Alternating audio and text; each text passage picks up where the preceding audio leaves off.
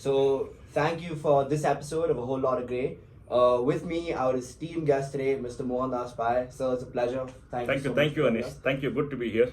So I think the let's just jump right into the interview because I know you have so many different thoughts on so many different issues. So the first question I want to ask you pertains to Indic identity.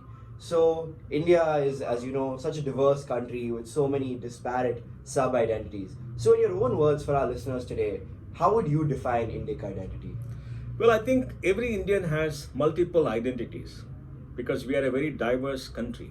Right. And identity depends on many things. And I think we should celebrate the multiple identities that we have.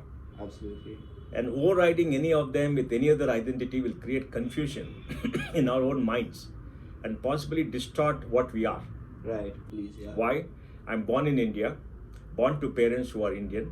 So I'm an Indian. I can trace my ancestry back a long way.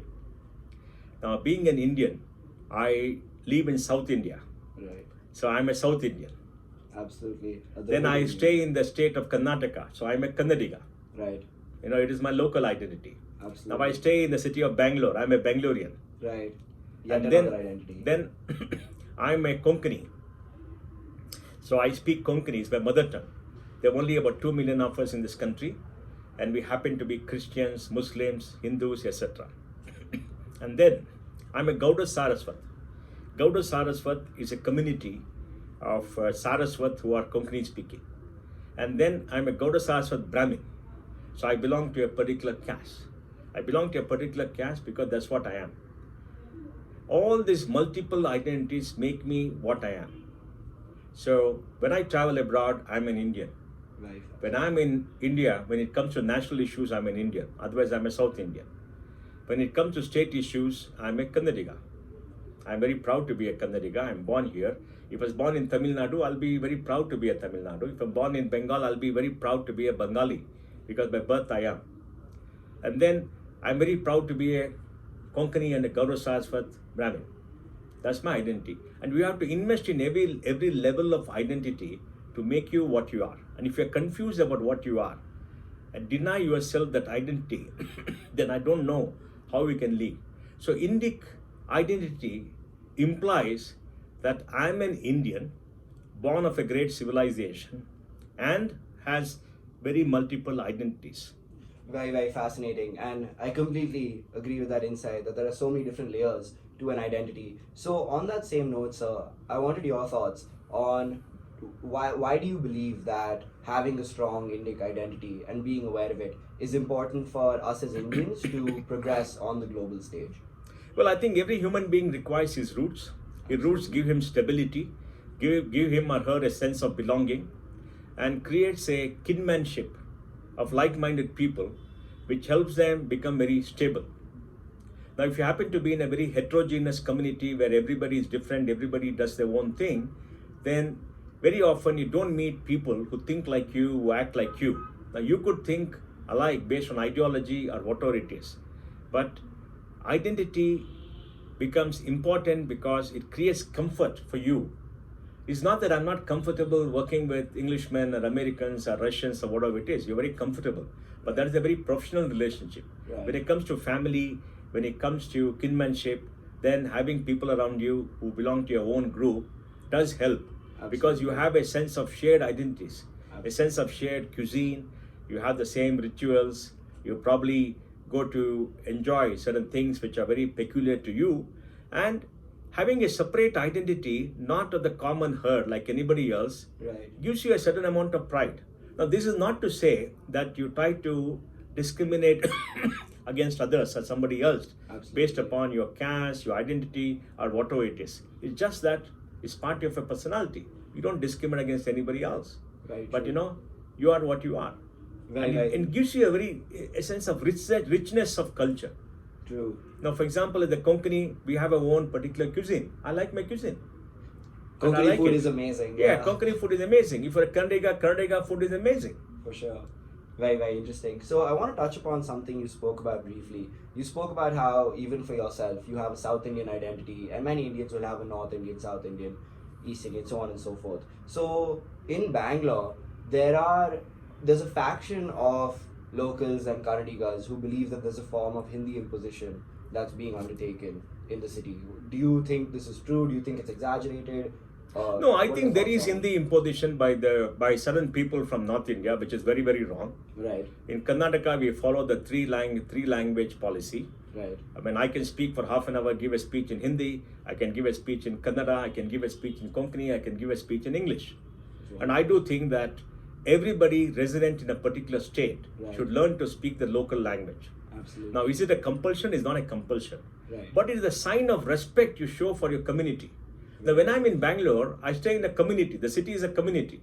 Now, I must show my respect for the people who are from Bangalore, original residents who speak Kannada, because Kannada is the state language. Right. It's the language of the majority of people. If I go stay in Calcutta, I must speak Bengali. It is Right. my duty to speak Bengali. It's not an imposition. Right. Because it shows my respect. Now, if I stay in Bangalore for 15 years, I don't learn Kannada and say, why should I learn Kannada? I want my thing. You're not showing respect to the local community who have Absolutely. welcomed you with open arms, and you Absolutely. stay here along with them, and you enjoy the benefits of staying in this community. For So I sure. think it is to show respect, Right. and it is show that you're a part of the community. You should learn. So if an immigrant goes to the UK and says, I will not learn English, it is not okay. Absolutely. It's not okay. You should show respect for them.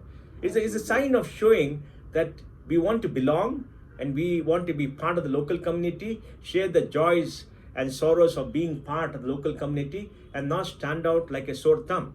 Now, you want to stand out like a sore thumb, you're free to do so. Nobody can compel you to do anything else. Absolutely. But I don't think it's right in my view, Right. because staying in a community implies that you are respectful to others in the community. Absolutely. It's a two-way street, right? Kind of like how you. It's a two-way street, and I think that showing this respect is a part of how you integrate well into the community. Very, very interesting. And on this topic, just one last question. So, what would your advice be, sir, to, whether you're from Assam in the northeast, whether you're from Bangalore, whether you're from Uttar Pradesh, our country is so diverse, but from whatever part you are from, what would your advice be to all the various Indians on how we can unite ourselves, on how we can view ourselves as one united unit? We may speak a different language, we may believe a different faith, but on the global stage, how do you think we should all come together for one strong Indic identity? I think we should all remember that our strength lies in a unity. Very true. We are Indians. Very true. Now, the time has gone when countries were based upon civilizational values. Right. Now, countries are based upon national boundaries. Very true. Now, undivided India could have been one big nation, even though there were people of different, let us say, religions, For sure. because all of us had a common identity or a common point of entry into whatever we are. But today, we are all become nation states. Right. So, being a nation state, it implies that we are part of this land, and it's not going to go away. And every nation has its boundaries, and every nation has its friends and its enemies. Right. And if you are an Indian and you go overseas or you stay somewhere else, you are respected for being an Indian. Now, on our borders, we have some hostile forces, Of course. and those forces are inimical to us. So, we have to be united to make sure that we can stay in our country with dignity, with respect, and with security. Absolutely. The security of a place has to be ensured, and that can be done. Boundaries are not friendly. In Europe, the boundaries have gone away. So Very people true. can let down the guard because Europe has integrated very well, even though there are people living in different countries of Europe with different identities, speaking different languages, they all call themselves Europeans. Very Unfortunately, in India, we have hostile forces on two either sides side, of a yeah. border. Very, very And that hostile force in the West is not going to go away because they are very driven by a terrorist bent of mind and hatred and bigotry towards us. So we have to make sure that we are always on our guard. So I do think we have to be united to protect ourselves, to protect our civilization, to protect our culture. And the identity as an Indian for every one of us is more important than any other identity, either of religion or ethnicity that we might have. And the reasons to my mind are very clear. This land protects us. Very true. This land nurtures us. Very true. And this land gives us sustenance. Absolutely. And it's very important that we respect all this and to live in this land with security and with proper sustenance, with economic opportunities. Our identity as an Indian becomes very, very important. Now, can anybody force you to be very Indian? Nobody can force you. You are a free citizen of a free country, and you can say you belong to nobody, you belong to no identity. That's Which is perfectly a fine. privilege in itself. That's fine. That's fine. Right. That's fine. So long as you don't provoke violence Mhm. or you don't insult anybody else or hurt their feelings, that's perfectly fine as an Absolutely. individual. But when you live in a society, you can't be a sore thumb, you can't stand out all the time and abuse others. Because to Absolutely. me, the biggest issue is in a community, mutual respect for each other. Is very important. As an individual, you want to be respected. For sure. And if you want to be respected, you must respect the feeling of others. Very true. And if you don't respect the feeling of others, people in turn will not respect you. Very true. Very, very And then it leads to unnecessary complications. So I think in a nation state, our identity as a part of the nation state is extremely important. Now, if you are in the United States, you are an American. Right. The Americans proudly wear their patriotism on their sleeve. They have their flag and they celebrate the national day, they celebrate everything else. Why is that? And the reason is very clear. They created a whole new country, they're proud of the country. It doesn't mean they're against you. For sure. Yeah. It doesn't mean that they have ill will or bigotry against you. It's just that they celebrate what they are. Absolutely. And we in India have to celebrate what we are because of our very old civilization culture, we did not have nation states in this country. Very true. We did not have a political unit. Absolutely. Before independence in 1947, we were a collection of 545 odd princely states, and then we had something called British India, a part of India which was ruled by the British. But we are all united together by our civilization. We are all united together by our history. We are all united together by migration. So many people migrated from so many places. For example, my community, whom we call Saraswats, Right. were residents of the Saraswati River. When the Oh, river dried up 4,000, 5,000 years ago, a group moved to the north, to Kashmir, a group moved to Bengal, and a group moved down the coast on the Konkan coast.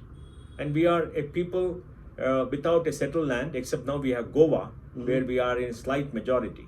Right. So, every community like that has their own history. Right. And they're very interesting backstory. And they're very interested. And we must admire the composition of society for a very important reason. Being multi-ethnic, let's say, multifaceted character of every individual. Right. It means that the culture that we have will be strong and always flourish. Right. Because innovation and creativity comes when there is diversity. Now look at a natural forest. In the natural forest, there is a symbiotic relationship between every living being, whether you are an insect or a bird or a predator or a grazer, whatever it is, there's a symbiotic relationship between everybody, and the relationship is extremely important. And the relationship is what sustains the forest. When the forest is under attack by any, let us say, disease or any natural calamity like fire or anything else, then the forest can always regrow and sustain itself. Now, if it is a homogeneous forest and a particular disease comes and fells every tree which is homogeneous, then you can't regenerate. You die. True. Right? Absolutely. So we need a heterogeneous environment to survive and to grow. And this heterogeneous environment where people are very diverse also creates conditions where people can live in peace because no one community will dominate. Very true. So they all come together for particular causes, Right. but they're very different when it comes to other issues. So you can't have the kind of extreme nationalism that you had in Europe or anywhere else. Absolutely. In the early part of the 20th century, you can't have all that. Right. Even though the leftists try to push it down your throat that Right. nationalism is bad because what happened in Europe, I don't Right. think they know the history of this country and Right, what true. literally moves everybody else. What keeps us going together is your common history and civilization values. For example, you go to Uttar Pradesh and you speak Hindi there and they speak to you and you eat a different kind of food, but you go to the temples, you go to the rituals, you see places around, you feel comfortable. Right. Now in Europe, you go from France to, you go to Serbia, you come to a very different place. Where Absolutely. what is common could be the church Right. and very little else. But here you find so many civilizations too which are common. That's why our ancestors and our Right. great sages set up pilgrimage centers in various parts of the country Right. to unite us. to make us travel from place to place, meet people, and to unite us and make us understand we're all part of one great civilization which has got many, many values in common. Very, very interesting. Very, very interesting. And do you think, I thought that was so interesting that one point you said is that just because you wave your flag and just because you're proud of your culture and identity doesn't mean you're excluding or discriminating against anybody else. Do you think that that's a problem that certain parts of the media and academic community here in India are coming to, terms with understanding? I think part of the academic community, part of the media in Delhi, Right, have arrogated them to themselves right. the right to push what they think are certain values down on the throat of everybody. Absolutely. And I think they stand out as a throat thumb because they don't represent the great majority of these people, and they don't represent what the great majority of people think. Indians are peace loving. Right. Indians live in peace with people from multiple languages, with multiple religions, etc. Absolutely. And they live in peace because they all feel that they're part of this great land. Right. And the Absolutely. divisions that people say they're there, Right. they do exist in small pockets. For example, untouchability has been banned by the constitution, and I think it's come down remarkably because it was a form of social exclusion for Right. power. Uh-huh. Any system which is based upon creating categories of people degenerates into Right. discrimination because of the power structure over a period of time. Absolutely. If economy grows and there are multiple opportunities, people outgrow all that. Yeah. If the economy does not grow, is stagnant and is very slow going, these identities in slow going places become important because you can you can have power over others. Right. And in Absolutely. every human being, there's a need to dominate. That is nature. You're built like that. You're built like that. You want to dominate, you want power over somebody else. Survival of the fittest kind of, right? Survival of the fittest. So that is very natural. Very And true. civilization tempers down this urge to dominate, this urge to be something else. Right. So I think if you look at all these issues, people of this country are peaceful, but Lutyens Delhi and Lutyens media try to push the leftist view. Right. And why do they put this extreme leftist view that is there in JNU and certain universities? That's because they were part of the power structure earlier. Right. Now they've been excluded from the power, Uh-huh. so they're trying to impose their views on you so that they can continue to dominate you. Right. Earlier they did it very subtly, now they're trying to do it openly, and they're Right. meeting with resistance from people who find it very alien. Absolutely. And that's why, having failed in their ideology to oppress you and suppress you Right. and deprive you of your identity, they're Absolutely. trying all this to keep going. For example, why didn't communism succeed in India?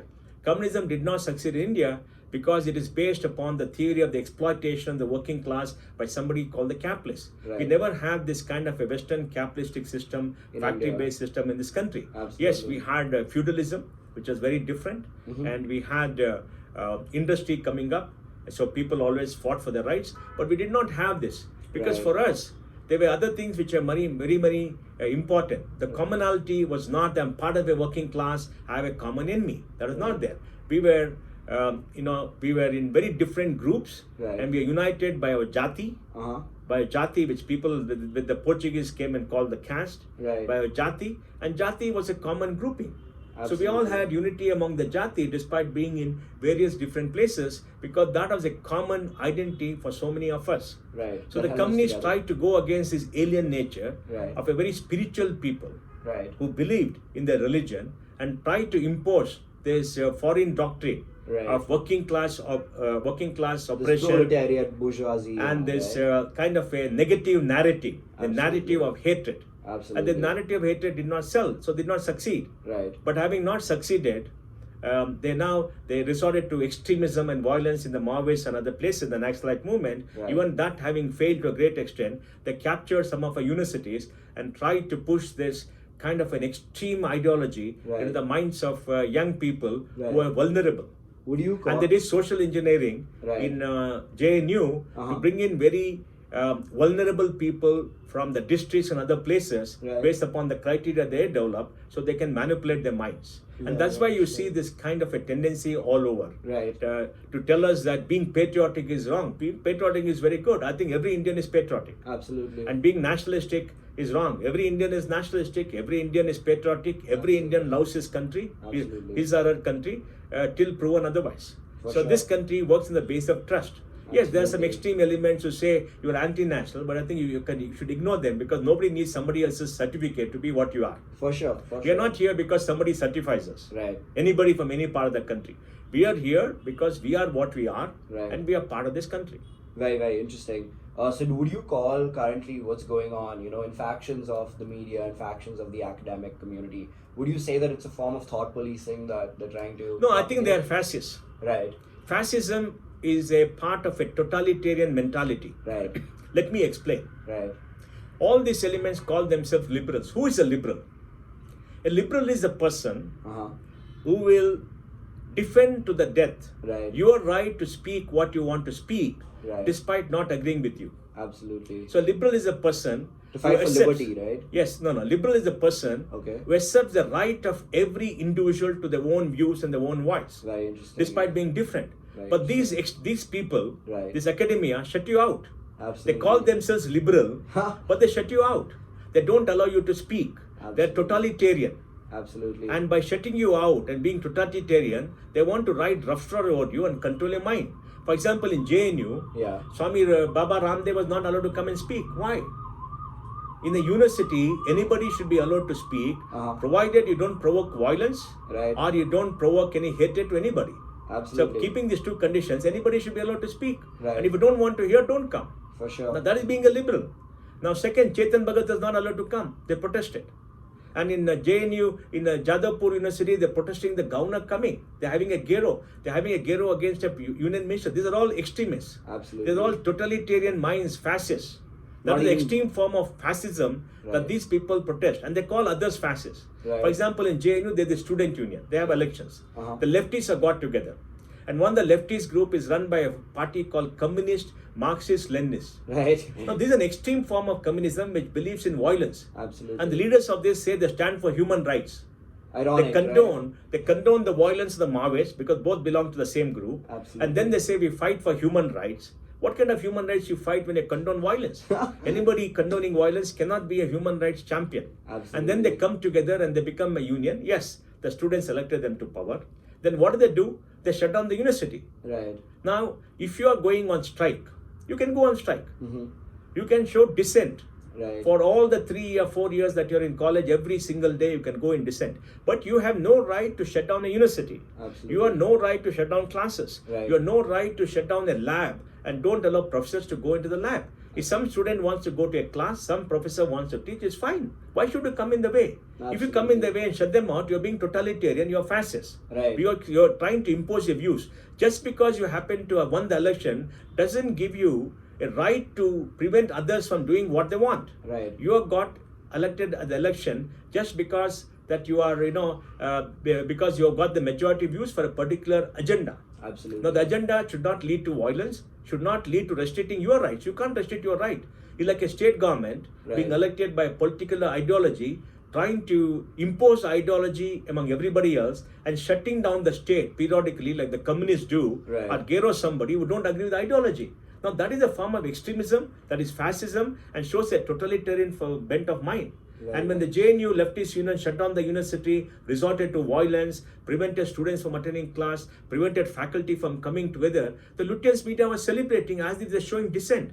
Dissent, it shows their fascist, totalitarian bent of mind. Because Absolutely. showing dissent does not mean you impinge on the right of others. Exactly. Yeah. Being a liberal, first and foremost, is to respect the right of others. Very true. Being a liberal, first and foremost, is to make sure that everybody has the freedom to express their views Right. and not to impose their views, not to shut them down, and not to allow them to speak. And that's what these people do and claim to be liberals. That's why the word liberal has become a dirty word in many Right. parts of India, where the people look at you and say, oh, this is a liberal or whatever it is. And I feel Right. very sad. Absolutely. Because Absolutely. liberalism is what democracy is all about.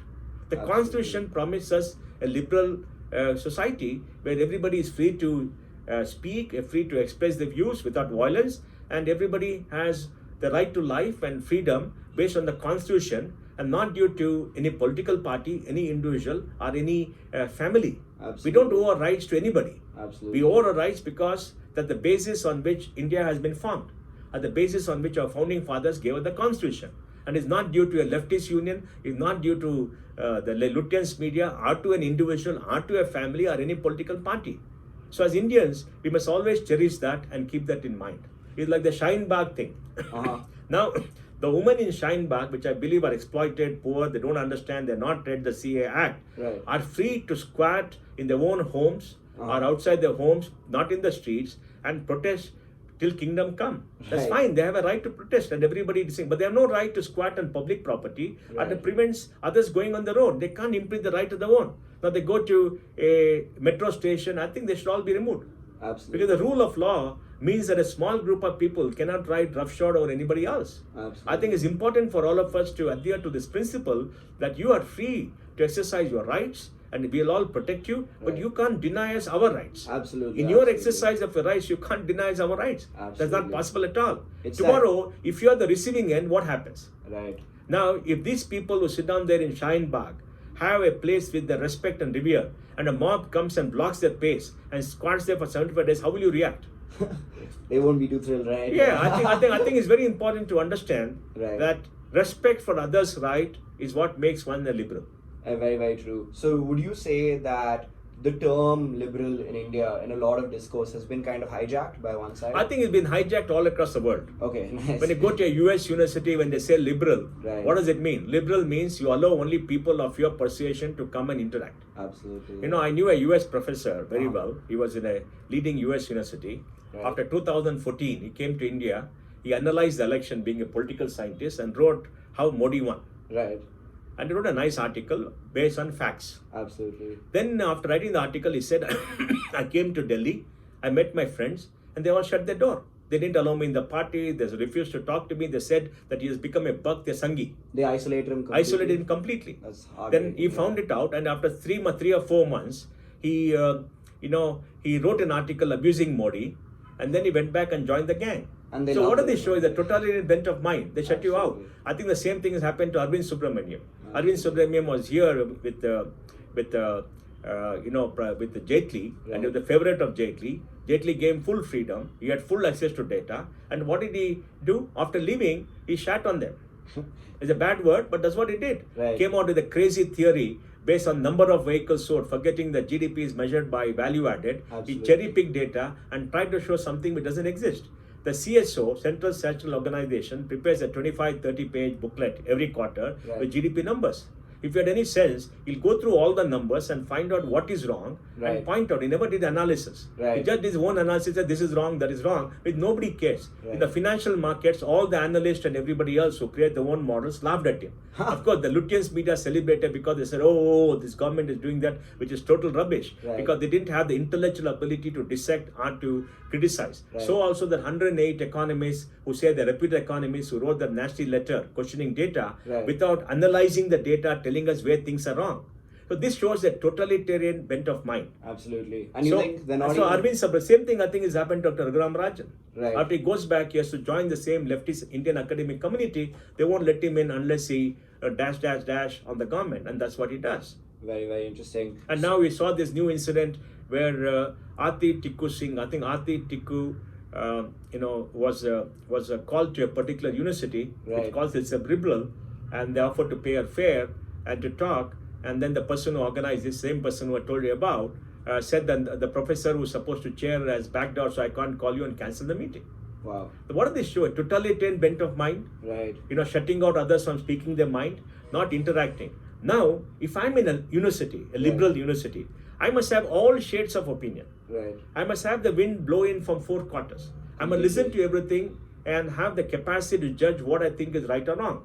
Now, you shut out all other voices, you propagate only one line of thinking, then it's rubbish. Of course. Then you're not being liberal, you're being a totalitarian fascist. Very I think we should use the word. Type, For example, I read that there's a lady there, a professor, who says the Indian army is an occupation army in Kashmir and the Indian army has done atrocities on women, etc. Now she's entitled to views. But she must, when she makes such extreme statement, she must allow others who got more facts to come and talk to the same students to give the other point of view. Absolutely. So there has to be a debate. There has to be 2 points of view. Now when they hold seminars, you look at all the speakers, they call everybody of the same persuasion. What is the point? For sure. So it's an echo chamber. Right. So JNU has become an echo chamber, Lutyens media has become an echo chamber, and they perpetuate some of these old stale models. Right. They try to abuse the majority community, Right. deny them their voice, and call themselves rebels, which is a shame. And a big problem with echo chambers is that they generally lower the quality of They lower discourse the and quality debate, of the right? intellect, because I don't think echo chambers serve any purpose apart Right. from retraining what you want and perverting your mind. Absolutely. Because an open mind, Uh-huh. which is able to judge various shades of opinion and come to his own conclusion, is the greatest gift any person can have. Absolutely. A closed mind becomes bigoted, leads to hatred, and leads to violence. Very true. Thank you so much for your thoughts on Indic identity and just the perversion of terms like liberal that we see on certain sides of the aisle. So the next topic which I wanted to get your thoughts on is that of soft power.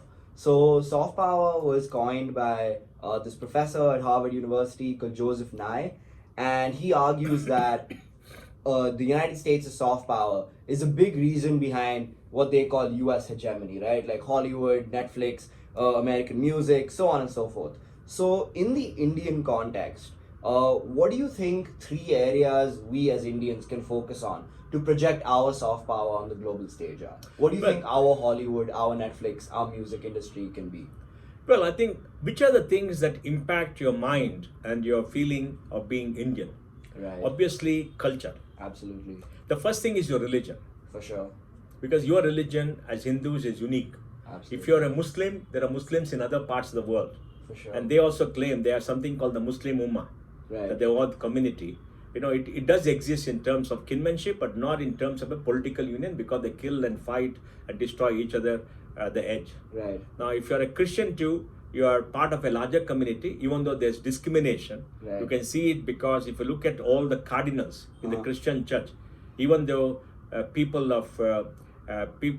who are not white constitute, I think, the majority of the Catholics, they don't have enough representation among the cardinals. I mean, Absolutely. racism is very rampant in that religion too. Absolutely.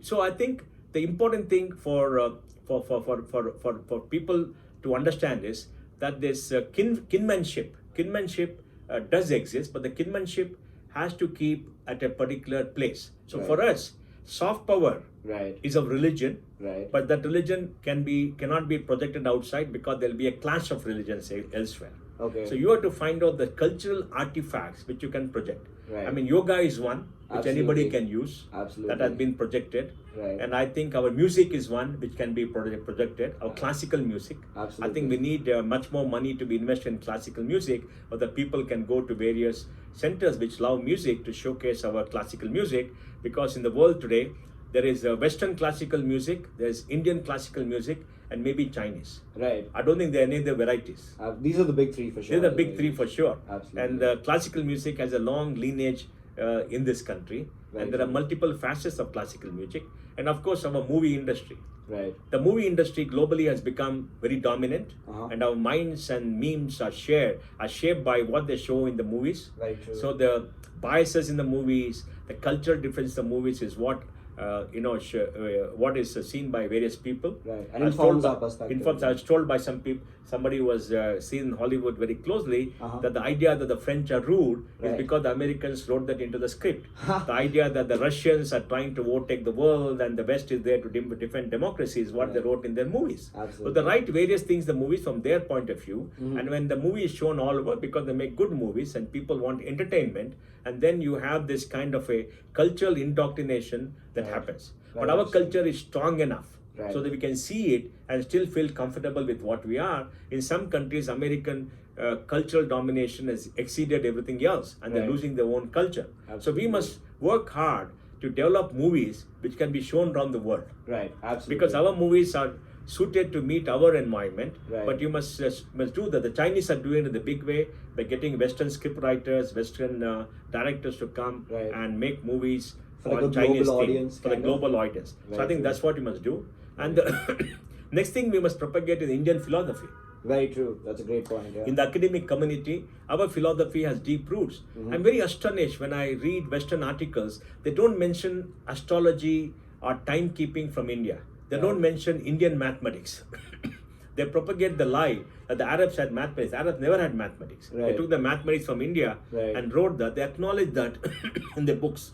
even though the Westerners don't seem to read it. And since Indians are kept quiet, they're writing more and more. The Arabs had mathematics. The Arabs had no mathematics. Right. It was I think us, history right? is very sure. Mathematics was here. Trigonometry came from the Madhavan school. It appears the Jesuits took it and then went to the West, etc. So you must write the history of Indian mathematics. Very true. And then, so our philosophy of the reason for existence, various facets. So we need to promote philosophy in various philosophical institutes so that when the world studies philosophy, they'll study Western philosophy, they'll study Indian philosophy. Now, Absolutely. all over, they only study Western philosophy as a means of dominating everybody else. Right. So they ignored the eastern part, the China and the India. China and Absolutely. India make up 40% of the world. It's I not know. that our societies don't have philosophy, the West has only philosophy. We had Absolutely. philosophy when they were not a civilization. So I Absolutely. think we must project that, and we must project other parts of our culture. Right. For example, Kalayari Pattu. The martial art, right? The martial arts. Yeah. Now the Shaolin school acknowledged that it came from India. Wow. So we must invest in that, and we must develop that to showcase all around the world this ancient school from which Kung Fu and other martial arts came. So I think it's very important to create our cultural artifacts and to showcase that to everybody else. It's important for most of our ancient monuments to be made into to be recognized as the World Heritage center, so that more and more tourists can come and enjoy it. If you go to the Ellora caves and the Ellora temple carved out of a rocky mountain, then you can imagine the artistry that existed in this country. Many in North India have been destroyed, but here I think what exists is unbelievably beautiful, and the Absolutely. height of Indian creativity. So we must promote tourism, Right. so that and create places of comfort for tourists to come, so that people can go and see and learn what this country is all about. So civilizational artifacts are something that has to be promoted for our soft power. Absolutely. I think And also, an important thing is, I believe, we must set up centers of Indic studies. right. Now, the West has appropriated to itself, to local people, whites who study in those countries, to teach us what Hinduism is, what our civilization is. I know. And the people, and most of them are of a leftist orientation. Right. They resent that India had a rich civilization. They want to push it down. Like Max Muller estimated Rig Veda is 1500 BCE. Why did he do that? Because he calculated that Adam and Eve happened about 4,500 years ago. Yeah. That means maybe 1,000 years before that Right. point of time. So you can't have the Rig Veda before that, because they'll demolish the idea of creation, right? Right. So we must understand this conspiracy and make sure that we date all this. For that, we must have more excavations in India. Right. We must get all our artifacts together, look at the stories of our ancient cities, and dig and find out whether they existed, where they are, and spend some money to showcase what we are. And unless we have many more people speaking about it, for that you must create centers of Indic studies in at least 40-50 universities Right. who can do research. In at least 10-15 universities, you must have departments of comparative religion, Right. where religion can be studied as in academic manner, Right. not in a religious way, but Right. in academic manner. In like a classroom Yeah, setting. type, because right? the evangelical schools in Harvard, they are there in Stanford, they are there everywhere else. They even Because have the Confucius Institutes from China. they have Confucian Institute. So we Yeah. must do all that. Absolutely. China has discovered that to be a great power, you have to showcase your cultural influences and your cultural artifacts, and China is doing in a big way. I Right. think India has to learn how to spend money. So Absolutely. many of our young people who go to universities, US universities in the social sciences, come back indoctrinated by the Western point of view, Right. and try to teach us. For Right. example, one woman who came back from there said that the Sanskrit professors in Varanasi are misogynist. Why? Oh, they don't teach enough women. I've not seen any woman being not taught by anybody. You must go and seek. In the Right. Indian cultural context, you go and seek. Mm-hmm.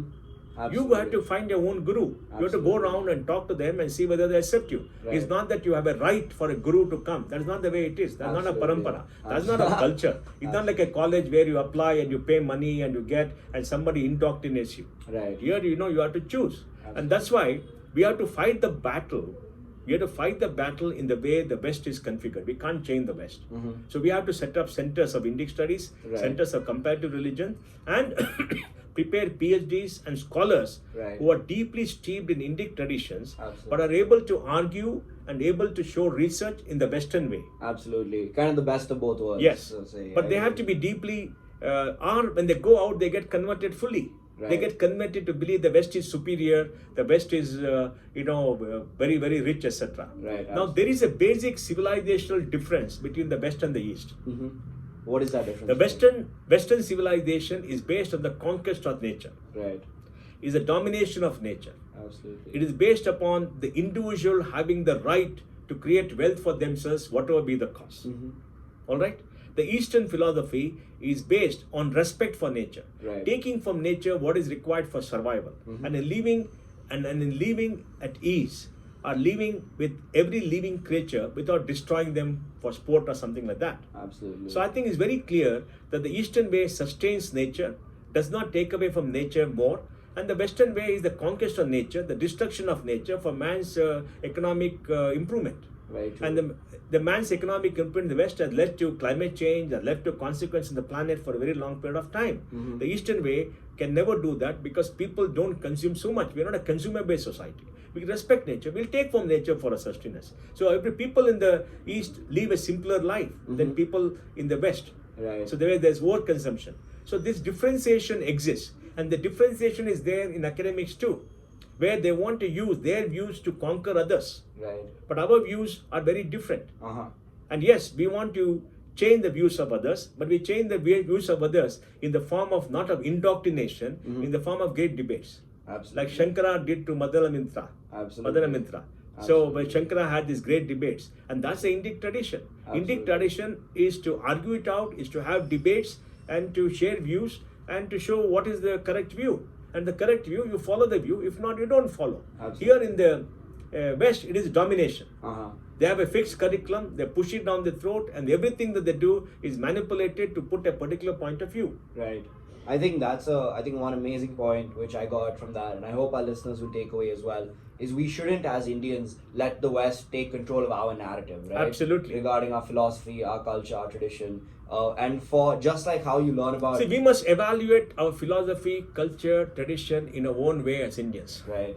We can't evaluate as foreigners. Mm-hmm. Absolutely. It should We be can't from our get point of converted view. to the Western way of thought and Right, try to right. evaluate ourselves. We Right, must right. evaluate it in our own context, in our own culture as Right. Indians, and see what is good and what is wrong, or where we agree, where we disagree. Very true. Now, in this country, there is a range of thought, right from the atheist to the extreme, extremely religious people, deeply conservative. Now, all exist together. It's up to you to choose what you think is right and to follow the path and not to follow the path. Very true. So one area I want to get your thoughts on again, is amazing conversation, very insightful, is that of diaspora Indians who live overseas, right? What do you think the role like in non-resident Indians have to play in promoting Indian culture? I and think promoting this identity? non-Indian residents Right. who are there in multiple countries face challenges. The first challenge is being overwhelmed by the local culture. Right. Now they have to learn the local language, learn to live in the community because that's their community. Right. They've chosen to move away from India, go to an alien culture. Right. So when they stay there, they have to speak their language, understand their thoughts, and live with them in peace and tranquility. Right. And they have to show respect to the community. And that I don't think is negotiable. That's Right. very important. That's a given. That's a given. Second, you must invest in creating your own cultural places and spaces where you can have kinship, you can have meetings with people who are Indian to share and preserve your Indic identity in that country too. And I think it's very, very important to do that because if you don't do that, you lose your identity and your children will grow up to be like aliens. They Right. will not know their culture, they will not know their heritage, Their they will roots. not know their language, Right. they will not know their roots. And when they grow up, they grow up to be very different people. Absolutely. So it's important for all of us to pass on our culture, pass on our thoughts to our children so that they understand who they are. And when they grow up, they have the benefit of knowing who they are to decide what they want to be. Right. Now, Absolutely. if you don't do all that, when you grow up, can you make a decision? You can't make any decision either way. You are Right. stuck with something because you are not given exposure to your own culture. Kind of like this identity crisis. Yes, you're you gonna have, right? suffer an identity crisis. Right. And they will, alien to the land comes, they expect the person to conform to the culture and speak the language. And assimilate and all. And I think that's very right. Fair, very I mean, if somebody Bengali comes to Bangalore, I would request them to learn Kannada and to speak. Absolutely. Because when I go to Bengal, they're very clear. They wanted to Krishna speak Bangla, Bengali. Yeah, So they're very clear. There's nothing wrong in that. right. It is voluntary to show respect. So I think it's important for children to get exposure. That's why creating temples, creating cultural spaces, exposing them to Indian culture, to Indian narrative, teaching them the Mahabharata Right. and the Ramayana, and exposing them to everything else is very important. Absolutely, absolutely. And if they don't do that, later there'll be conflicts in their mind as to who they are. Very, very, very true. While we're on the topic of NRIs and non-resident Indians, I came across a pretty interesting statistic that I wanted to run by you. So they say around 70% of the UAE's expat population is actually Indian, but in all of the UAE, there's only one Hindu temple. Yeah, but see, these are all Islamic countries. Right. They don't allow any other religion to come. Okay. So you are a guest in the country. Right. So you live in peace. You pray at home, Right. and you have cultural spaces. Culture is allowed there. Cultural Right. space. Religion is not allowed. Right. So you live with it. You don't think that should not be like a top priority in the culture clash battleground? Look, you are a guest in that country, and that Right. country is very clear. You are a guest. You Absolutely. can never become a citizen. Very true. Very true. You are So- tolerated. Right. So you are gone there as an economic agent. Right. For sure. For I your won't own- say you are an economic refugee, but you're gone there for economic means. Absolutely. You're not gone there to settle down and to grow your family. You're gone there because economically they give you better compensation.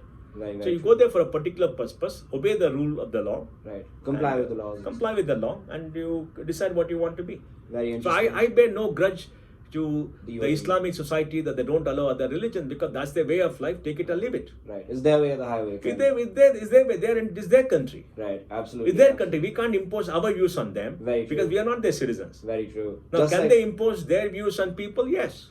For sure. Can you force them not to do that? No. Of course, they must have respect for the Universal Declaration of Human Rights, because all of us live in an international community. Absolutely. So, but we cannot demand and all that. That will be very wrong. Absolutely. I think that balance which you spoke about is very important. Respecting the Declaration of Human Rights, but at the end of the day, a country's autonomy and sovereignty is the most important thing. So I just want to take this conversation to a more personal angle. Correct me if I'm wrong, but you are currently the chairman of Akshaya Patra. No, I'm a trustee. You're a trustee at Akshaya Patra. I'll edit that accordingly. But I wanted to understand, it is the world's largest midday meal initiative, correct? That is just an amazing initiative. I wanted you to just walk us through the NGO, the initiative, and its environmental benefits, because I read that it reduces landfill waste, like as opposed to a lot of other midday meal programs. So can you just walk us through it? No, for we our started this listeners? program in the year 2000 when we went to Swami Madhu Pandit and requested he start a midday meal. He started it. Right. Then he said, in return, I want 3 vehicles. We gave it to him. We donated to him. It grew to 1,500, 5,000, 25,000, 100,000. Wow. Now they feed close to 2 million children. Oh, the wow. world's largest midday meal program. It has 2 models, centralized kitchens. Right. I think they got about 65 kitchens, going up to 90 now. And then they have a distributed model where they go to a village, train some women and give them all the grains, they cook and they serve. But the distributed model is very difficult to monitor, so it's very small, done in only certain areas where the volumes are small and very backward. So I think it's run very well. It is funded by many well-meaning people, it's funded by the government, which gives 60%. Right. So the right form of a public-private partnership. It fills the nutritional needs of children. Right. And we find that the dramatic improvement in the children's health, the girl child benefits the more. And it's very shocking that we hear so many stories that for many of them that is the only fulfilling meal of the day. Wow. So I think this is very tragic in the country, which is a $3 trillion economy, and I think it's important. And I think it played a very important role. We have served more than 3 billion meals. Wow. We served about 450 million meals every year. Wow. Over the past 19 years or Yeah, so, right? 3 Wow. billion collectively, and amazing. this year we'll serve 450 million. Wow. So I think it plays a very large role. We work with the government of many states, and it is going reasonably well. Right, I mean, it gives you a sense of satisfaction that you've Right. given back to society something. It gives you a sense of well-being that you're working with society, Right. and overall, it helps you come to terms with yourself. Right. Because as an individual, you always struggle when you see other people living in poverty. Mhm. You don't see much of it, because when we grew up, there were a lot of people who were begging on the streets. Now you don't see them. India has become prosperous, but we still see people struggling Right. to educate their children, Mhm. to bring them up and to go. And there are many people in poorer parts of India which don't eat 3 meals a day. So I Right. think as a society, we must have compassion to make sure that every Indian gets 3 meals a day, and this goes a long way. So personally, to me, it fills a void in my heart, Right.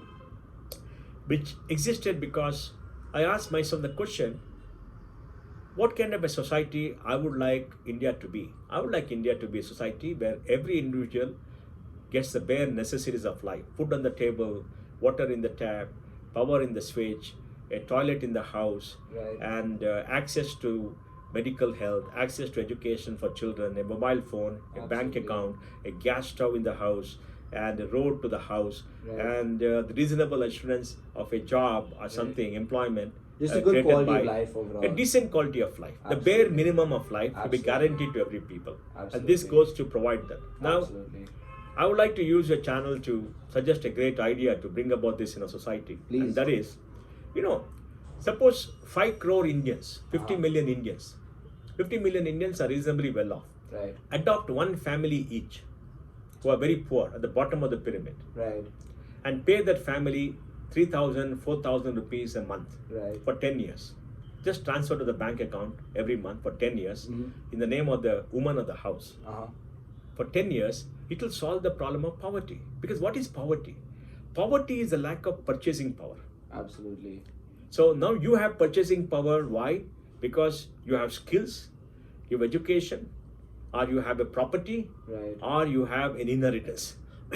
Some Right? sort of privilege, Yeah. basically. Yeah. Now, if you don't have high skills, or I got only manual skills, difficult to get a job because surplus labor. If you're Right. not highly educated, you're shut out of the formal system. If you don't have any property, you'll not get any income every month. Right. And if you don't have any other assets, you have no security. Very true. Very, very, very. So poverty is a lack of purchasing power. Right. The skills and the education gives you purchasing power because you can get a job, and doing the job gives you money, and that gives you purchasing power. Absolutely. Now, if I'm very poor, I don't have that purchasing power. So I struggle every day to eke out a existence doing manual labor or whatever it is. And when I don't get the work, I starve. Now, Very if you're able to take care, so in a family, so that they are able to get food easily, and they're able to educate the children in the government school, have the necessities of life, and if you go and work, you get extra money which can help you come up in life for 10 years. Right. I think it'll make a dramatic improvement, and it'll cost you very little. Absolutely. I hope all our listeners are listening to that idea. Very, very well put. Because you Mr. see, we must understand one thing: every human being is a survivor. Very true. Very true. People have survived hundreds of years. Whether poverty or otherwise, they have survived. They lived, they survived, they worked. They're Absolutely. survivors. To think that in a modern society, government thinks that people cannot act for themselves. So government comes with schemes where they give you ration rice. Mhm. To get a ration rice, you need a ration card. Right. Then you have to go stand in the queue. Right. And that fellow who gives it to you may be corrupt, he'll not give it to you. He'll ask you to come tomorrow. You lose one wage a day. And there's a lot of corruption, there's a lot of leakage. Instead of that, suppose you have got money, you're given money. Okay? Yeah. You can go and buy at the fair market price. Absolutely. The total subsidy of the state and central government is 6 lakh crores.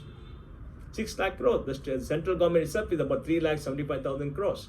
So when you have 6 lakh crores of subsidy, you can actually give, let's say 5 crore people Right. the money that is given away as a subsidy. As disposable income. As right. disposable income. Very true. So if you give 5 crore families, 5 Right. crore families, if you give 5,000 rupees a month, that's Right. 25,000 crores, that is 3 lakh crores. Very, very interesting. So you can give it to 10 crore families. 10 crore families means 50 crore people. So Very there cannot be more poor people than 50 crore people, where you give 5,000 a month, that is equal to 6 lakh crores. And you can do away with food subsidy. Right. They can go buy with that food. Right. You can do away with subsidy for fuel. You can do away with subsidy for water. Right. You can do a subsidy for power. Very Because all true. that will be paid by the money that they get in the bank. Now, the government thinks if I give money, the male will drink and do away, which is a disgrace, because you should not think and distrust somebody else to think that you are capable of making great decision. That person is not capable of making great decision. That always misuse, maybe 0.5%, 1%. You can give it in the name of the woman of the house. Right. So I think we need a system of direct subsidy, which Modi has done, direct Right. benefit transfer. Right. It'll be interesting to see how many families get more than 2,000, 3,000 a month based upon that. to see how that can be enhanced and stop this food subsidy scheme. Absolutely. Because it will stop leakage, so they can go buy in the private markets. So would you, since you brought that up, I think it's very interesting analysis. Would you support maybe replacing our existing subsidy systems with something like a universal basic income for? I would support that. Yeah, I would very support that, interesting. provided you stop the subsidy. It should not Absolutely. become that you give the subsidy and that too. Oh right, yeah, not both. Because yeah. the political system is based upon giving away somebody else's money. Right. Look at app. Right. App reportedly spent 66,000 rupees on educating one child in a government school. Wow. 66,000 rupees is a lot of money. Who's It paying is. for that? The taxpayer? Ultimate No, burden falls on you have us, to right, create yeah. value for the 66,000. You Right. cannot create value. They take great pride that in a private school there could be a swimming pool. In the government school we created a swimming pool. That's the misuse of money. Yes, Absolutely. children should have access to swimming pool. So you create a public swimming pool That everyone and ask can the children to come and participate during class hours and to learn. So the rest of the time others can use it. You create a swimming pool just to show off that I am also doing that. What you can do? Whose money is it? The taxpayers' money. Absolutely. And you can't spend 66,000. That's a lot of money Per student, yeah. per student. That's insane. I That's mean, insane. in private schools, you pay 35,000-40,000, you get a decent education. Right. So what is the 66,000? Just because you have got the right to tax people, you can't splurge and say, Absolutely. "Oh, I'm teaching these people." Where is equity in the system? Fiscal responsibility. No, equity. Equity. Nice, Equity. nice, Please nice. remember, Uh-huh. when I give something free to somebody, Right. I'm taking the money from somebody else. It's not What falling from about the sky, somebody who right? was paid the tax? Absolutely, yeah. So you got to say that, look, we as a society, you have a higher income. Right. You have an obligation to pay for people who don't, and will provide public goods. You can also come and send your child. Yes, but do it at reasonable cost. Absolutely. So equity in general is a very important. No equity, because yes, we have to pay taxes, but you cannot tax me out of existence. And for the taxes, what do I get? I need to get something in return. right? Yeah, what do I get? I Right. mean, is the law and order so great my life is protected? Do I get good roads? Do I get fresh air? You get Do I nice get water in lawns, the yeah. tap? I mean, I don't get what you promised me, but you want to use my tax for a small section of people Mm-hmm. to splurge. That I think shows lack of equity. So they got to be careful when Right. they spend taxpayers' money. Very, very interesting. So, I kind of in our last segment of this conversation. So, a couple of weeks ago, the Delhi elections just concluded, as I'm sure you're aware. And I found a very interesting statistic. So, the Congress party, post the Sheila Dikshit era, has in both the past two Delhi elections gotten 0 seats. And since 2014, which is Modi's first term, in the Lok Sabha elections, they've gotten only 44 and 52 seats respectively. So, do you think the fact that this, lack of a clear opposition is running the risk of delegitimizing our democracy? I don't think so. Okay. Why is that? I don't think so. Because we are a democracy which is competitive. Mm-hmm. It's up to you to create a opposition party and win the people's hearts and minds. Absolutely. If you fail to do so, you have no right to exist. Absolutely. There is no right given to somebody called the opposition to get certain amount of seats. It is not so. Absolutely. This first past the post, we accepted it. If somebody is able to win all the seats, that's fine. Rajiv Gandhi, I think, won some 420, Yeah, he had 400 450, 400 plus seats. That's fine. Uh-huh. Others failed. Right. But he has to perform. Right. So if you consequently lose election, that means you don't have anything to sell. Right. But the Indian National Congress has become a poor parody of what it is. Uh-huh. Because today, nobody knows what it stands for. Absolutely. There are some very good Absolutely. people in the party, Mhm. very well accomplished people. But most of the well accomplished people do not have political legitimacy. Right. Because they never won a Lok Sabha election in their life. Right. They all come from the Raj Sabha. Right. Now, I think a person who comes from the Raj Sabha has a limited role compared to a person who comes from the Lok Sabha, because the Lok Sabha, you're directly elected for the people, you have a legitimacy. Right. And your That is political very stronger. acumen gets a lot better. Yeah, as well, no. right? You are legitimacy, you've been elected. You're genuinely the people's representative, whereas as the Raj Sabha member, you're not, you Your are in party a very members indirect pick you. way. Yeah. But if the Raj Sabha dominates in terms of, the people in the party who have a dominant voice, or the people in the party who are in the government, Mhm. then what happens is you delegitimize yourself. And that's Right. what has happened there. All the senior leaders are gravitated to not fighting the Mhm. polls.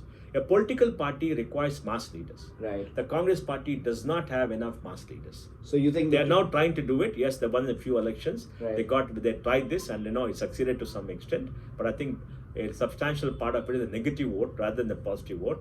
But first, they must stand up for something and not be confused. Right. They can't pander to communal parties and say we are secular. Right. That doesn't sell. they must have a clear message of what it is. The message Absolutely. cannot be, I'll give you free food, I'll give you free medicine, I'll give you free this. No. Right. The message has to be growth and development. That's what people want today. Right. The message cannot be, I'll waive all the farmers' loans. Right. Go to every state, I waive all the farmers' loan, and you find after 3 years you're not able to waive any loan because there's no money. Right. It's very easy to give away somebody else's money. Right. The money in the bank is the money of the depositors. You can't give it away. The bank will make a loss. Absolutely. And all borrowers will have to pay for that, or you have to give money. So I think it's very, very important that they get their economic fundamentals right, they get the political fundamentals right, and create local leadership who Right. got respect in various states, don't pay factionism, and have party voting to create national leaders. Right. They've been captured by a coterie of people and the family, so they're paying the price. Very interesting. So you But think they cannot try and say we're entitled to be the opposition Right. and all that because they have to bear the burden of it ultimately? they have to prove themselves. They have to bear the Absolutely. burden. It's a competitive political system. Absolutely. So you think the generally two big issues plaguing the Congress party today are one, like a lack of clear leadership, and B, a lack of clear, like, kind of values as to what they Not stand the for. lack of clear leadership, credible leadership, Credible and leadership. lack of understanding what they stand for. Right. Oh, we stand for secularism. We stand for this. Then you go support the Shine bag. Okay. Right. You vote for, and then you go and party with that Muslim League in Kerala and say we are secular. How can it be? Right. It's very ironic when you. It's very ironic. Yes, the BJP did that in Kashmir, pandering to the PDP, but that is more to have a legitimate government. Right. Other there'll be no government in place. But Right. here you're openly pandering to them. Very interesting. So, I actually read, so just on this topic, I read something from the Press Trust of India. They ran this piece in Business Standard about a couple of weeks ago. So, where the Youth Congress Party in Madhya Pradesh has highlighted the need for an NRU, which is what they call a National Register of Unemployment. Do you think that this is a viable idea? And most importantly, even if it's viable, do you think it has any utility and it's useful? I think the idea of an employment exchange, the idea of a register has outlived its utility. Oh, really? Yeah. There are no public sector jobs. Right. Now you can't create public sector jobs at the cost of the taxpayer. Right. Let me give you some data. Please, yeah. You see, people talk about Nehru's legacy in glowing terms, but let's understand Nehru's economic legacy. Right. Nehru suppressed private capital, and India paid the price. Mm-hmm. In 1947, after we got our freedom, we had 1.5 billion pounds in reserves owed to us by Great Britain for the war effort, because they used our material, our people, and didn't pay for it. Right. And then they devalued the currency, I think 1948 or 49. Nehru did not protest. And then they said you can't convert that into, pounds, to dollars, because dollar was appreciating. And then they said you can only use it to buy so and so from the United Kingdom. Yeah. So you bought some old war equipment, etc., and things like that. And that was a disaster. So he blew up that inheritance that he's got. Right. Then he suppressed private capital, and the result was, and he brought to spoke about the commanding heights of the economy by creating a public sector. I have no quarrel with him creating the public sector, because to judge that we don't need public capital there in certain areas may be wrong, but we can't suppress private capital in a country which has been a free market economy throughout its civilizational history and has done very well as a trading nation. So what are the result? But in 1950 to 1980, we grew at 3.5% a year, with K.N. Raj called the Hindu rate of growth. Population grew at 2.5%. Per capita income grew only 1% a year. Oh, wow. So 30% over 30 years. That's a disaster. The whole world I had no grew at idea it was that 4.5% a year. World grew at 4.5%. And we're growing at 1%. World grew at 4.5% in GDP. Yeah, And per capita income possibly grew at 3%. Okay. So we became poorer in relation to the world, because in 1950 we are the largest economy in Asia. We had not been devastated by the war. China was devastated. Japan was devastated. Southeast Asia was devastated. The Middle East also was getting devastated at that point of time because of the war. Second, so it led to large-scale corruption and centralization of power in Delhi. The bureaucrats got the rights to corrupt the system by saying license quota, you have to come and give approval. Who is the government of India to say what is required for this country? Let the people decide. So we lost our economic freedom. I mean, even today, From it was still called the 1950 to license charge, 1980 to 1990, when 1980 to 1990, we grew at 5.5% a year. Population grew at 2.25%. In 91, when we opened up Right. and started liberalization and gave back economic freedom to our people, from 91 till 2019 March on a projected basis, we have grown economy from 275 billion to 2.95 trillion. a growth rate of 8.5% a year in dollar terms. Wow. 8.5% dollar term. Population grew at 1.5%, per capita income grew at 6%. Where is 6% and 1%?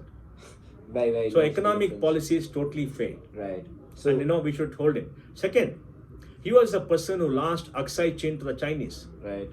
I think he's the only prime minister in history who lost land, he lost our territory which he inherited in 1950. He inherited territory, he lost that territory, and that's the second one. Right. The third thing is, Kashmir was an unmitigated disaster. He was swayed by Mountbatten To go to the UN. to go to the UN. Right. And what happened? The Kashmir is a continuing dispute. Right. Because we know that occupation is 9/10 of the law for property. Right. Which allowed the Indian Army to drive out all these elements from Kashmir Right. and taken it out.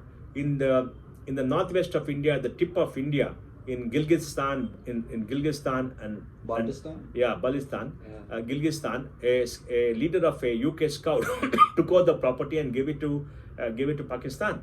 He should have protested. He didn't protect territory. The Chinese came and occupied. Third, he enfeebled the Indian army. So and so by 1961, 62 in the war, our army could not fight back. They were sent as soldiers to the slaughter. Oh wow. And then, of course, he centralized his political power, destroying local leadership. Right. And then he did not educate India's women. He Right. did not focus on primary education, primary health. When Mao took over in 1949, he said that Chinese women hold up half of heaven. And he educated China's women. So literacy in China today is 97%. Literacy in India is still 77%. Wow. Because in those days, since you did not have literacy or educate India's women, our population continued to grow. Now it's very clear from data where women are educated, population does not grow because they have lesser children. They focus more on bringing up the children. So we have this extra population in this country, much more than what we can sustain, only because in those 30 years, they did not educate Focus India's on- women and focus on anything else. Very So I interesting. think that is a very, very big problem. And you also look at other issues which we see. He put his daughter into power. Right. Because he put in daughter into power, we have a family which rule the Congress. Even now, they occupy Delhi. Right. They live in luxury at our cost. Absolutely. The so-called young people have lived all their life at public cost in a big bungalow in Delhi, paid by the government with security, etc. Right. For the only thing in their favor is they're born in a particular family. Whereas Absolutely. Gandhiji did not allow his family to come into politics. You don't hear of any of Gandhi's descendants getting into politics. Absolutely. Gandhi didn't promote them, whereas Nehru actively promoted them. And a disastrous policy of non-alignment kept us out of the Western fold, Right. were willing to help us, Absolutely. and created a condition which is very bad. And then his focus on heavy industry to the exclusion of agriculture led to the devastation of agriculture, leading to a famine in 67, 68, 69, where India lived ship to ship because under PL 480, Lyndon Johnson sent grains to India. So we became a beggar nation because you did not focus on growing enough food. You diverted the resources to industry. Industry was required, but there could have been a better model. And then he suppressed, prices for farmers Right. by not giving them the market price or close to market price. So there was no incentive for production, and the farmers became poorer and poorer because the prices suppressed. And he said that food must be very cheap so others can prosper.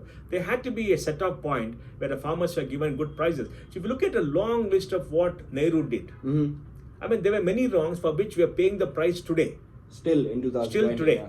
Very interesting. So I think it's very important for us to understand our economic history, Right. our political history, and to ensure that the government does not enfeeble individuals, Right. does not create economic policies which lead to impoverishment of any group of Indians. That's a very interesting point, especially because most places and most universities today, the way they describe what they call Nehruvian socialism, Nehruvian socialism was a Yeah. big disaster for India. abject failure, It right? impoverished India, Right. kept our people poorer. Right. And the data on that is very clear. Right. Supradesh Basu has written a book on that called Asia Reborn, in which the entire chapter with full data is there. So you must compare yourself with the rest of the country, rest of the world, to Right. find out where you were and what happened to you.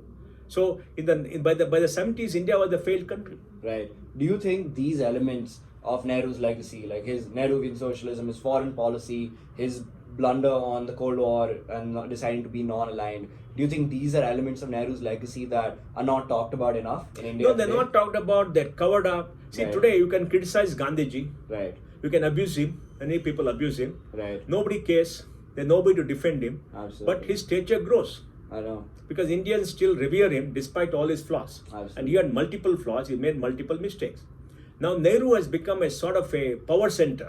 Right, So, some people want to keep that legacy alive of a very purist, great Indian hero, which he was not. right. Kind of He like was a man with multiple flaws, Right. multiple good things. He did many good things. He did more bad things. Absolutely. He had more mistakes than positives, in my opinion. Right. And I've enumerated some of which repercussions are being felt now. Interesting. For example, he was the one who constricted the right to property by passing an amendment that nobody has a right to property. There's something called the right to property in the fundamental rights that is gone. Wow. Then he was the one who constricted our freedom of speech Right. by putting in restrictions for various reasons. He was the one who arrested many writers for criticizing him, banned many books. He has banned more books than any other prime minister subsequently. Wow. Yet today, the narrative is very different. The current government is doing many things wrong, whereas this current government has not done any of the things that Nehru did. Very So interesting. in this country, Yeah. a false narrative Is of very Nehruvian socialism has been created, Right. which I think people must look at data, people must look at everything to come to a correct understanding. I'm not trying to say this to belittle Nehru or belittle anybody, but as Indians interested be in our aware. country, we should be aware I completely and judge agree. people on merit based upon what they achieve Right. and the mistake that they did. So you place them properly. For example, Subhash Chandra Bose was the great revolutionary who fought for this country, who deserves his place. Veer Savarkar deserves his place. You may not like his philosophy Hindutva. I have not read the book Hindutva. Yeah. But I came to know about Savarkar only about 5 years ago when I went to Port Blair. When I Wow. went to Port Blair, I saw the place where he was kept in solitary confinement, where you could see his comrades getting hung, where I saw him being yoked to the oil mill to grind the wheel to produce oil. I Right. saw him being starved. The story is all there. Then I read about him and found that he's the first person to fight for freedom much before Gandhi in the UK. And he created the revolutionary zeal, which led to many people, young people, fighting. And he was an inspiration for a whole generation of people. For the Yet whole today, freedom struggle. he is so much abused and spoken about so much. None of our freedom fighters spent 12 years in solitary confinement in Kalapani. Absolutely. None of them. Absolutely. None And of them that's lived under arrest for 26 years. Wow. Now, whether you like his philosophy of Hindutva or That's a don't different like, debate, that's it. I can't judge because I have not read the philosophy. Right. But he's entitled to his views, like anybody else entitled to his. But to abuse him, to say, oh, he's Hindutva, there's nothing wrong with Hindutva. Right. There's nothing wrong with Hindutva. Right. Now, you can agree, you can argue that you don't like that, that's fine, that's your view. But to abuse a person who fought for a freedom, who Right. sacrificed so much for a freedom, shows this Nehruvian mind which wants to elevate Nehru Right. to a At the stage cost beyond of- criticism at Right. the cost of many others. The Very freedom interesting. fight was fought by thousands of people, lakhs of people, many heroes. We must respect all of them, entire pantheon, because they laid down the lives for us. Absolutely. They give up their freedom so we Yeah. can enjoy ours, right? So this distortion in history needs to be corrected. Absolutely. I So think that young people understand what happened during these years, who were those heroes, and this Marxian capture of a history should end. I mean, by no sketch of imagination is Aurangzeb a secular person like that American author does. And what the American author say? Oh, he had a chance to destroy all temples. He let more temples live than destroy, so he is secular. That's rubbish. that's ridiculous. Aurangzeb is in the one thing I can Yeah, say like Tipu completely, Sultan. Tipu Sultan. Tipu Sultan was a jihadi, a butcher, and a terrorist. Right. But he was the king. In those days, some kings were extreme, some kings were benevolent. He was an extremist. Right. And he fought for his kingdom. He aligned with the French Mhm. to fight the British. Right. So he was fighting for his kingdom. There is no concept of a political India at that point of time to say he's a freedom fighter. Right. And they say he was secular. Why? Because he went to Sringeri and gave some gold and everything. That happened after the second Mysore war, Right. when his position was very bad and he wanted the loyalty of the local people, so he did it. Right. And I went to the temple and spoke to people and found out, yes, he did it, but it's done in a particular context Right. where he was suspecting the loyalty of all the Mysore, folks in his kingdom. Right. So he went and sought the Guruji's wisdom to fight for his kingdom. It was like a transaction transactional. It's sort a of transactional stuff. It doesn't show Right. any character or anything. Right. Then he killed the 70,000 Kodavas or something. He butchered them. In Coorg, right? He destroyed the Konkani temples in Manjeshwar and other places near Sultan Bateri. He Right. destroyed the temples. He went to Kerala and converted all the Nayars after butchering them. He was an extremist. He was a butcher Absolutely. and jihadi.